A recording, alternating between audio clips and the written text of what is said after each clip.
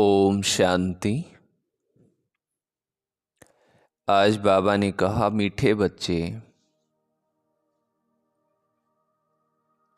बुद्धि को यहाँ वहाँ भटकाने के बजाय घर में बाबा को याद करो। बुद्धि को यहाँ वहाँ भटकाने के बजाय बाबा को घर में याद करो। दूर तक बुद्धि को ले जाओ। इसे ही याद की यात्रा कहा जाता है। बुद्धि को दूर तक ले जाओ, इसे ही याद की यात्रा कहा जाता है।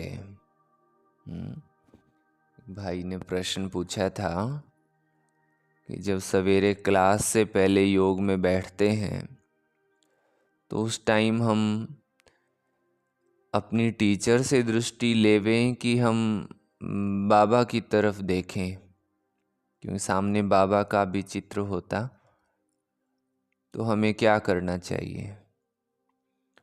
तो उसको सुनाया कि आप बाबा की तरफ ही देख करके अपनी बुद्धि को बाबा पर एकाग्र करो।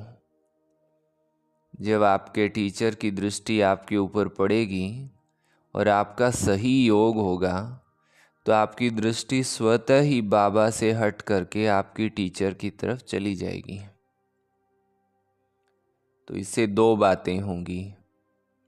एक तो आपका योग अच्छा है तो स्वतः ही आपकी दृष्टि टीचर की तरफ होगी, और दूसरा, अगर टीचर ने दृष्टि दी और आपको पता ही नहीं चला तो इससे आपको योग का भी पता चलेगा, क्योंकि व्यर्थ संकल्प चल रहे होंगे ना, तो एक कारण ये होगा, पता नहीं चलेगा टीचर की दृष्टि हमारे ऊपर पड़ रही है कि नहीं।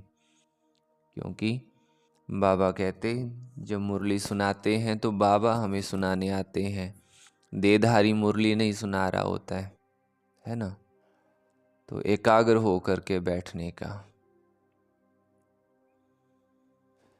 प्रश्न है। तो क्या सार में समझा, इधर उधर भटकाने की बजाय बाबा को घर में याद करना है।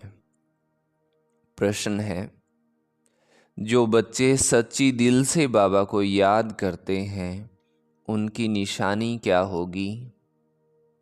उत्तर है, सच्ची दिल से याद करने वाले बच्चों से कभी कोई विकर्म नहीं हो सकता। उनसे ऐसा कोई कर्म नहीं होगा जिससे बाबा की ग्लानि हो। उनका चाल चलन बड़ा अच्छा होता है। दूसरी बात, वो भोजन पर भी बाबा की याद में रहेंगे। खाना खाते समय भी बाबा की याद में रहेंगे। नींद भी समय पर स्वतः खुल जाएगी। बहुत सहनशील, बहुत मीठे होंगे। बाबा से कोई भी बात छिपाएंगे नहीं। बाबा से कोई भी बात नहीं छिपाएंगे। गीत है, हमारे तीर्थ न्यारे हैं। ओम शांति। बाबा बैठ बच्चों को समझाते हैं। कोई निराकार बाप को समझे, कोई साकार बाप को समझे, कोई मात पिता को समझे। ये मात पिता समझाते हैं तो भी माता अलग और पिता अलग हो जाते हैं। अगर निराकार समझाए तो निराकार अलग और साकार अलग हो जाते हैं, परंतु ये समझाने वाला बाबा है। तुम बच्चे ही ये जानते हो कि जिस्मानी तीर्थ और रूहानी तीर्थ है। वो जिस्मानी तीर्थ आधा कल्प के हैं। अगर कहेंगे जन्म जन्मांतर से ये चलते आए हैं तो फिर ऐसे समझेंगे शुरू से लेकर ये चलते हैं, अनादि हैं। ऐसे तो है नहीं, इसलिए आधा कल्प से कहा जाता है। क्योंकि देवी देवता सतयुग त्रेता युग में तो तीर्थों पर नहीं जाते थे ना। क्यों? क्योंकि देवी देवता जहाँ थे वही तीर्थ स्थान था। हम भी तो तीर्थों पर जहाँ जाते हैं वहाँ देवी देवताओं के स्थानों पर जाते हैं ना। तो सतयुग त्रेता में तो देवी देवता स्वयं थे, तो तीर्थ की बात नहीं रहती है। अभी बाबा ने आकर इन तीर्थों का राज समझाया है। मन मना भव अर्थात रूहानी तीर्थ जरूर आत्माओं को ही समझाते हैं, और समझाने वाला है परम पिता, और कोई समझा न सके। हर एक अपने अपने धर्म स्थापक के तीर्थ पर जाते हैं। ये भी आधा कल्प की रस्म रिवाज है। सब तीर्थ करते हैं, परंतु वो कोई को सद्गति दे ना सके। खुद ही घड़ी घड़ी तीर्थों पर जाते हैं। अमरनाथ बद्रीनाथ तरफ वर्ष वर्ष तीर्थ करने निकलते, फिर चारों धाम करते हैं। अभी ये रूहानी तीर्थ सिर्फ तुम ही जानते हो। रूहानी सुप्रीम बाबा ने समझाया है, मन मना भव। क्या समझाया बाबा ने? मन ही मन बाबा की याद में रहो, और जिस्मानी तीर्थ आदि सब छोड़ो, मुझे याद करो तो तुम सच्चे सच्चे स्वर्ग में चले जाएंगे। यात्रा माना आना और जाना। क्यों कहा बाबा ने सब तीर्थ छोड़ो? क्योंकि भगवान को पाने के लिए बाहर का मेहनत नहीं चाहिए, अंदरूनी पुरुषार्थ चाहिए। एक बार सूर्य भाई साहब ने बताया था, सूरज भाई साहब ने बताया था कि ज्ञान की चरम सीमा यही है कि परमात्मा से संपूर्ण प्यार हो जाए, बस। बुद्धि परमात्मा से लग जाए, परमात्मा पर टिक जाए, यही संपूर्णता की निशानी, संपूर्णता का ज्ञान है। तो बाबा भी कहे कि इस संपूर्णता वाले पुरुषार्थ में ध्यान दो। फिजिकली पुरुषार्थ करते हुए तो मेंटली व्यक्ति कहीं और हो सकता है, परंतु मानसिक पुरुषार्थ जो होता मन मना भव का, तो फिर शरीर चाहे जहाँ भी हो, वो तो अभी ही होता है। सतयुग में यात्रा होती नहीं है। तुम हमेशा के लिए स्वर्ग आश्रम में जाकर बैठेंगे, यहाँ तो सिर्फ नाम रख देते हैं। वास्तव में स्वर्ग आश्रम यहाँ होता नहीं है। स्वर्ग आश्रम सतयुग को कहा जाता है। नरक को ये अक्षर दे नहीं सकते। नरकवासी नरक में ही रहते हैं, स्वर्गवासी स्वर्ग में रहते हैं। यहाँ तो जिस्मानी आश्रम में जाकर फिर लौट आते हैं। ये बेहद का बाबा समझाते हैं। वास्तव में सच्चा सच्चा बेहद का गुरु एक ही है। बेहद का बाबा भी एक है। भल कहते हैं आगाखा गुरु, परंतु वो कोई सद्गुरु के रूप में तो नहीं है ना, सदगति दाता तो नहीं है ना। अगर सदगति दाता होता तो खुद भी गति सदगति में जाए, तो उनको गुरु नहीं कहा जाए। ये तो सिर्फ नाम रख दिए हैं। सिख लोग कहते हैं सतगुरु अकाल। वास्तव में सत्य श्री अकाल एक ही परमात्मा है, जिसको सतगुरु भी कहते हैं। वही सदगति करने वाला है।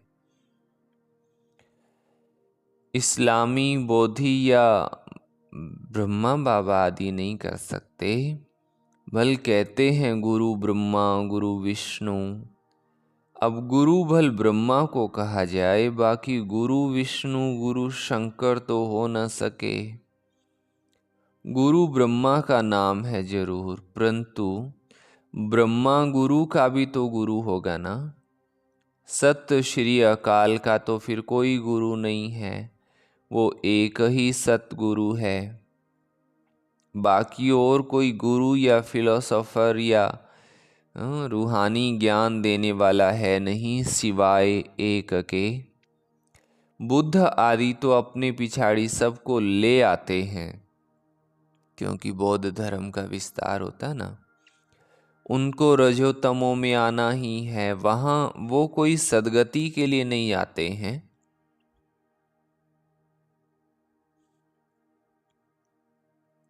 सद्गति दाता एक का ही नाम वाला है, जिसको फिर सर्वव्यापी कहते हैं। फिर तो गुरु करने की क्या दरकार है। हम भी गुरु, तुम भी गुरु, हम भी शिव, तुम भी शिव। इनसे तो कोई का पेट नहीं भरता है। बाकी हाँ, पवित्र है इसलिए उनका मान होता है। सद्गति दे नहीं सकते। वो तो एक ही है जिसको सच्चा सच्चा गुरु कहा जाता है। गुरु तो अनेक प्रकार के हैं। सिखलाने वाले उस्ताद को भी गुरु कहते हैं। ये भी उस्ताद है, माया से युद्ध करना सिखलाते हैं। तुम बच्चों को त्रिकालदर्शी पने का ज्ञान है, जिससे तुम चक्रवर्ती बनते हो। सृष्टि के चक्र को जानने वाले ही चक्रवर्ती राजा बनते हैं। ड्रामा के चक्र को व कलव वृक्ष के आदि मध्य अंत को जानना बात एक ही है। चक्र की निशानी बहुत शास्त्रों में भी लिखी है। फिलोसॉफी की किताब अलग होती है। किताबें तो अनेक प्रकार की होती हैं। यहाँ तुमको कोई किताब की दरकार नहीं है। तुमको तो जो बाबा सिखलाते हैं वो समझना है। बाबा की प्रॉपर्टी पर तो सब बच्चों का हक होता है, परंतु स्वर्ग में सबको एक जैसी प्रॉपर्टी तो नहीं होगी ना। राजाई है उनकी जो बाबा का बना। बाबा कहा, थोड़ा ज्ञान सुना तो वो हकदार हो जाते हैं, परंतु नंबर वार कहाँ विश्व के महाराजा, कहाँ प्रजा दास दासी। ये सारी राजधानी स्थापन हो रही है। बाबा का बनने से स्वर्ग का वर्षा जरूर मिलता है। वर्षा मिलता है बाबा से। ये नई बातें होने कारण मनुष्य समझते नहीं है। बाबा समझाते हैं सतयुग में विकार है नहीं, माया ही नहीं तो विकार कहाँ से आए। माया का राज्य शुरू होता है द्वापर से। ये है रावण की 5 जंजीरें, वहाँ ये होती नहीं है। बाबा के ज़्यादा विवाद नहीं करना है। वो है ही संपूर्ण निर्विकारी दुनिया। बाकी बच्चे जन्म होने की, गद्दी पर बैठने की, महल आदि बनाने की जो रस्म रिवाज होगी वो जरूर अच्छी होगी, क्योंकि स्वर्ग है।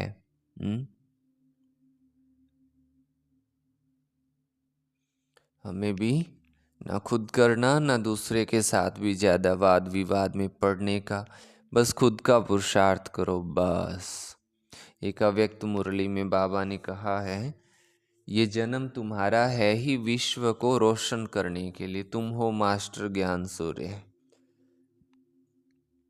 मुख्य धंधा तो यही है, पूरे विश्व को रोशन करना और वाइब्रेशन देना।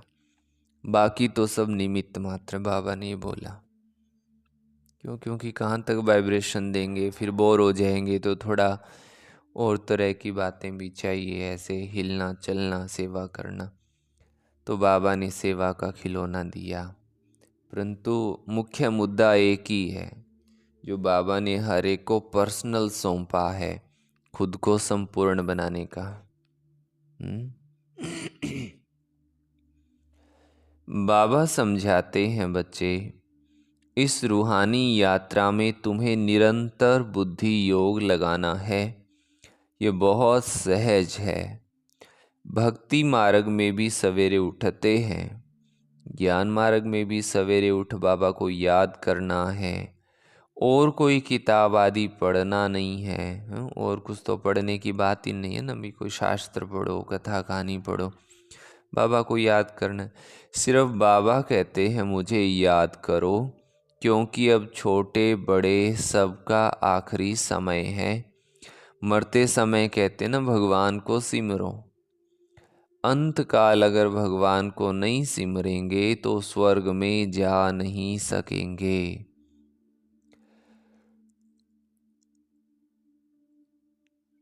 तो बाबा भी कहते हैं मन मना भव।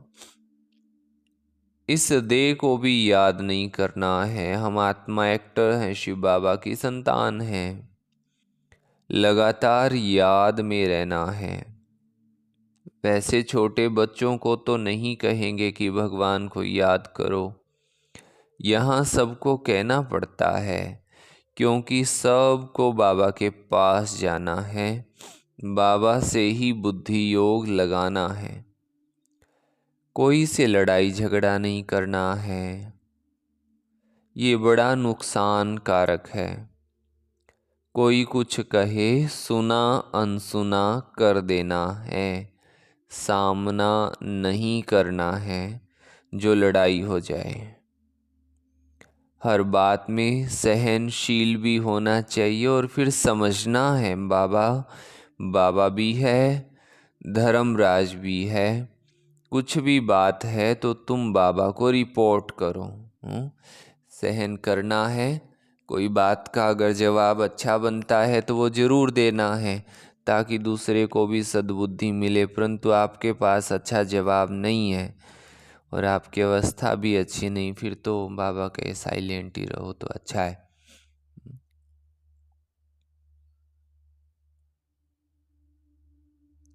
बाबा कहते हैं फिर धर्मराज के पास पहुंच ही जाएगा और सजा के भागी बन पड़ेंगे। बाबा कहते हैं मैं सुख देता हूँ, दुख अर्थात सजाएं धर्मराज देते हैं।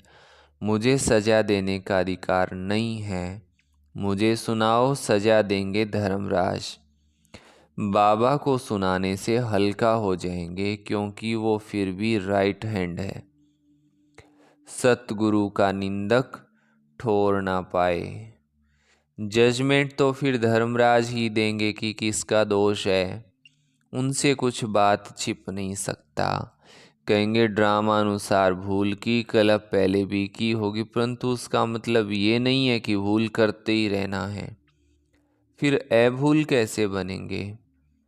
भूल हो जाए तो माफ़ी मांगनी होती है। बंगाल में किसका पैर आदि लग जाता है तो फट से क्षमा मांगते हैं। यहाँ तो एक दो को गाली देने लग पड़ते हैं। चाल चलन भी तो अच्छा होना चाहिए ना। बाबा सिखलाते तो बहुत है, परंतु क्या समझते ही नहीं। तो समझा जाता है इनका रजिस्टर खराब है। निंदा कराते ही रहते हैं तो पद भ्रष्ट हो जाएगा। जन्म जन्मांतर के विकारों का बोझा तो है ही ना, उनकी तो सजा भोगनी है। तो पद भ्रष्ट हो जाएगा और डिससर्विस भी बहुत होती है। एक बारी किसी जगह क्लास कराने गए तो गांव में गए थे। बस स्टैंड से उतरे तो पूछा ब्रह्मा कुमारी आश्रम किधर है, तो नहीं समझ में आया। गीता पाठशाला किधर है, नहीं समझ में आया। तो फिर उन्होंने पूछा किसका पूछ रहे हो, तो हमने कहा ओम शांति आश्रम किधर है।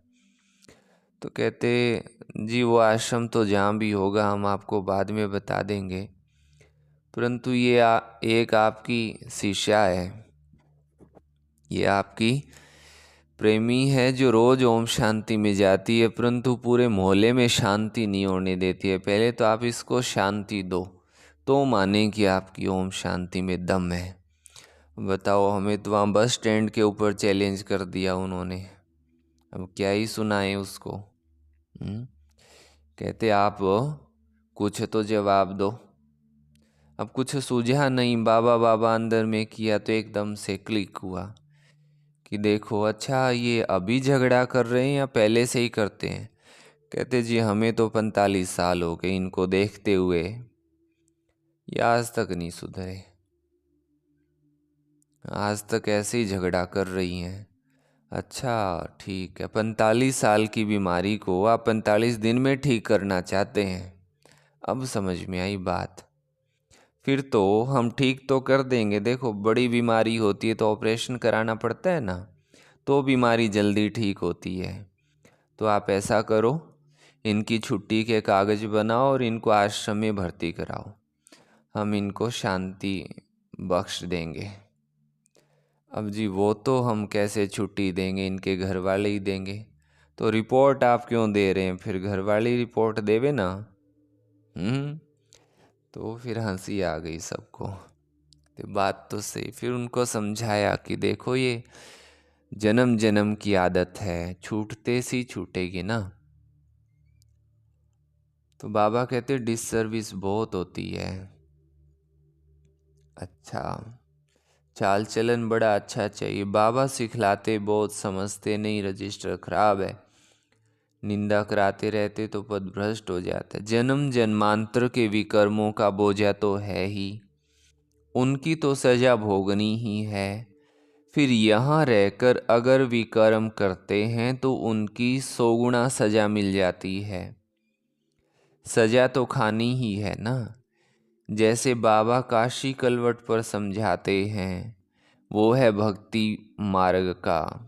ये ज्ञान मार्ग की बात है। एक तो पहले वाले भी कर्म है, दूसरा फिर इस समय जो करते उनका 100 गुना दंड हो जाता है। बहुत कड़ी सजा खानी पड़ेगी।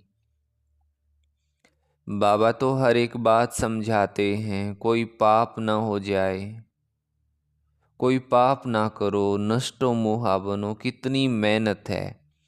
इस मम्मा बाबा को याद नहीं करना है, इनको याद करने से जमा नहीं होगा।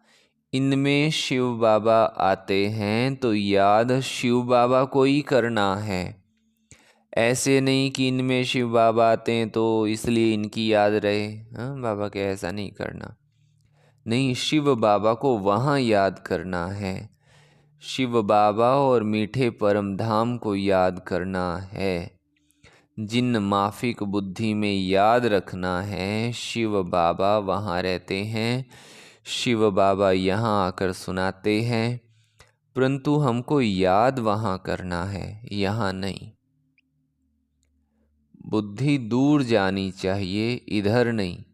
ये शिव बाबा तो चला जाएगा, इसलिए इस एक में ही आते हैं। मम्मा में उनको देख ना सके शिव बाबा को। तुम जानते हो ये बाबा का रथ है, परंतु इनके चेहरे को नहीं देखना है। बुद्धि वहाँ लटकी रहे। यहाँ बुद्धि रहने से इतना मज़ा नहीं आएगा। ये कोई यात्रा नहीं हुई, यात्रा की हद तुम्हारी वहाँ है, मन पहुँच। ऐसे नहीं कि बाबा को ही देखते रहो, क्योंकि इनमें शिव है। फिर ऊपर जाने की आदत छूट जाती है। बाबा कहते मुझे वहाँ याद करो, बुद्धि योग वहाँ लगाओ। कई बुद्धू समझते हैं कि बाबा को ही बैठ देखें। अरे बुद्धि को स्वीट होम में लगाना है। शिव बाबा तो सदैव रथ पर रह ना सके, यहाँ आकर सिर्फ सेवा करेंगे। सवारी ले सेवा कर फिर उतर जाएंगे। बैल पर सदैव सवारी हो नहीं सकती। तो बुद्धि वहाँ रहनी चाहिए। किधर? बुद्धि कहाँ रहनी चाहिए, फिर से बोलो। परम धाम में। बाबा आते हैं, मुरली चलाकर चले जाते हैं, इसलिए इनकी बुद्धि भी वहाँ रहती है। रास्ता बरोबर पकड़ना चाहिए। बरोबर पकड़ना चाहिए माना सही रास्ता पकड़ना चाहिए, नहीं तो घड़ी घड़ी गिर पड़ते हैं। ये तो थोड़ा समय है, इनमें शिव बाबा ही नहीं होगा तो याद क्यों करेंगे। मुरली तो ये भी सुना सकते हैं, इनमें कभी है कभी नहीं है, कभी रेस्ट लेते हैं। तुम याद वहाँ करो।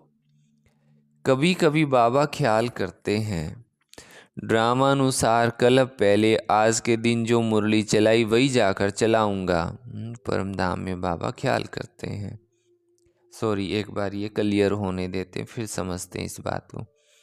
तुम भी कह सकते हो कल्प पहले बाबा से जितना वर्षा लिया था उतना ही लेंगे। शिव बाबा का नाम जरूर लेना पड़े, परंतु ऐसे किसको आएगा नहीं। बाबा जरूर याद आएगा, बाबा का ही परिचय देना है, ऐसे नहीं सिर्फ इनको बैठ देखना है। ऐसे नहीं सिर्फ ब्रह्मा बाबा को, प्यारे ब्रह्मा बाबा को ही देखते रहना है। बाबा ने समझाया है, शिव बाबा को याद करो नहीं तो पाप हो जाएगा। निरंतर बाबा को याद करना है, नहीं तो विकर्म विनाश नहीं होंगे। बड़ी मंजिल है, मासी का घर थोड़े ही है। ऐसे नहीं भोजन पर पहले याद किया और फिर खलास, ऐसे ही भोजन खाने लग पड़े नहीं, सारा समय याद करना पड़े, मेहनत है।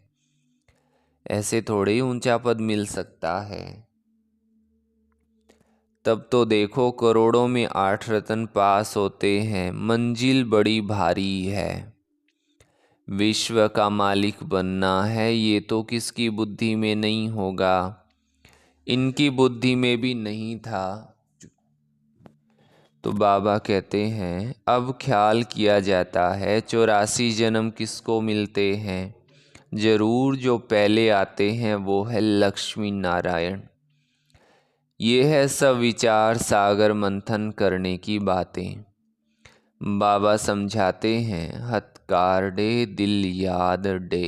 हाथों से काम करते रहो और बुद्धि से बाबा को याद करते रहो।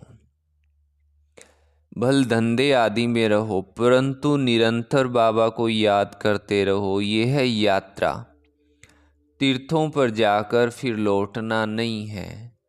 तीर्थ बहुत मनुष्य करते हैं, अब तो वहाँ पर भी गंद हो गया है। नहीं तो तीर्थ स्थान पर कभी वैशाल्य नहीं होते हैं। अभी कितना भ्रष्टाचार है, एक धनी तो कोई है नहीं, झट गालियाँ देने लग पड़ते हैं। आज चीफ मिनिस्टर है, कल उनको भी उतार देते हैं, माया के मुरीद बन जाते हैं। पैसे इकट्ठा करेंगे, मकान बनाएंगे, धन के पिछाड़ी चोरी करने लग पड़ते हैं। तुम अब स्वर्ग में जाने की तैयारी कर रहे हो, वही याद आना चाहिए, धारणा भी होनी चाहिए। मुरली लिख कर फिर रिवाइज करनी चाहिए। और बोलो मुरली लिख कर के बाबा कहे रिवाइज करनी चाहिए।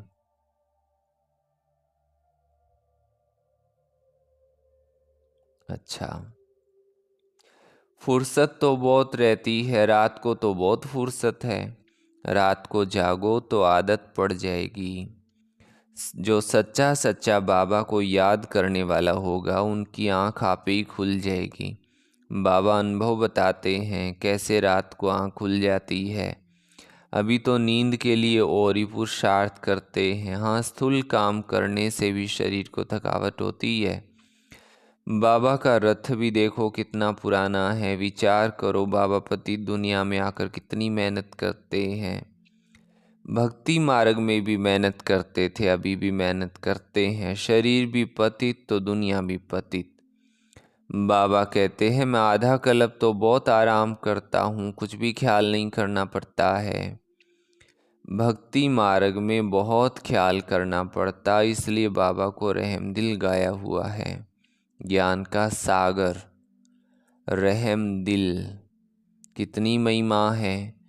वही बाबा अभी हमको पढ़ाते हैं और कोई पढ़ा ना सके। अच्छा, मीठे मीठे सिकी लधे बच्चों प्रति माता पिता बाप दादा का याद प्यार और गुड मॉर्निंग। रूहानी बाप की रूहानी बच्चों को नमस्ते। बोलो सभी, हम रूहानी बच्चों की रूहानी माता पिता बाप दादा को याद प्यार, गुड मॉर्निंग और नमस्ते। धारणा के लिए मुख्य सार है, पहला पॉइंट, किसी का भी सामना नहीं करना है। कोई कुछ कहे तो सुना अनसुना कर देना है। सहनशील बनना है, सतगुरु की निंदा नहीं करानी है। दूसरी बात, अपना रजिस्टर ठीक खराब नहीं होने देना है, ठीक रखना है। भूल हो जाए तो बाबा को सुनाकर क्षमा मांग लेनी है। वहाँ शांति धाम में बाबा को याद करने की आदत डालनी है। वरदान दिया बाबा ने, साइलेंस की शक्ति द्वारा जमा के खाते को बढ़ाने वाले श्रेष्ठ पद के अधिकारी भव। जैसे वर्तमान समय विज्ञान की शक्ति का बड़ा प्रभाव है, अल्पकाल के लिए प्राप्ति करा रही है, वैसे शांति की शक्ति द्वारा जमा का खाता बढ़ाओ। बाबा की दिव्य दृष्टि से स्वयं में शक्ति जमा करो, तब जमा किया हुआ समय पर दूसरों को दे सकेंगे। जो दृष्टि के महत्व को जानकर शांति की शक्ति जमा कर लेते हैं, वही श्रेष्ठ पद के अधिकारी है। उनके चेहरे से खुशी की रूहानी झलक दिखाई देती है। एक अव्यक्त मुरली में बाबा ने बोला हुआ है, दृष्टि द्वारा शक्ति लेने और देने का अभ्यास हो तो मास्टर मुक्तिदाता बन जाएंगे। तो बाबा से भी दृष्टि, बाबा की दिव्य दृष्टि से हम शक्तियाँ पाएं। शक्तियाँ जमा होंगी तभी तो काम आएगी ना, नहीं तो क्या कहते हैं, वैसे तो ठीक हूँ, पता नहीं मौके पर क्यों भूल जाता हूँ, क्योंकि गड़बड़ है, फॉल्ट है कुछ। स्लोगन है, अपने आप नेचुरल अटेंशन हो तो किसी भी प्रकार का टेंशन आ नहीं सकता। अच्छा, ओम शांति। ये थी बाबा की आज की वाणी। आज का स्वमान है, मैं शांति धाम वासी आत्मा हूँ। मैं शांति धाम वासी आत्मा हूँ। अच्छा, ओम शांति से हमें घर की भी स्मृति रहेगी और वहाँ देखना खुद को आसान हो जाएगा। और कुछ भाई बहनें बहुत रेगुलर नियम से अपना कमेंट डालते हैं, तो जैसे उनकी अटेंडेंस लगती है, तो ये बहुत अच्छा है। तो जो भी भाई बहनें सुनते हैं वो नियम प्रमाण अपनी अटेंडेंस जरूर भरें। अच्छा, सभी को प्रेम सहित ओम शांति जी।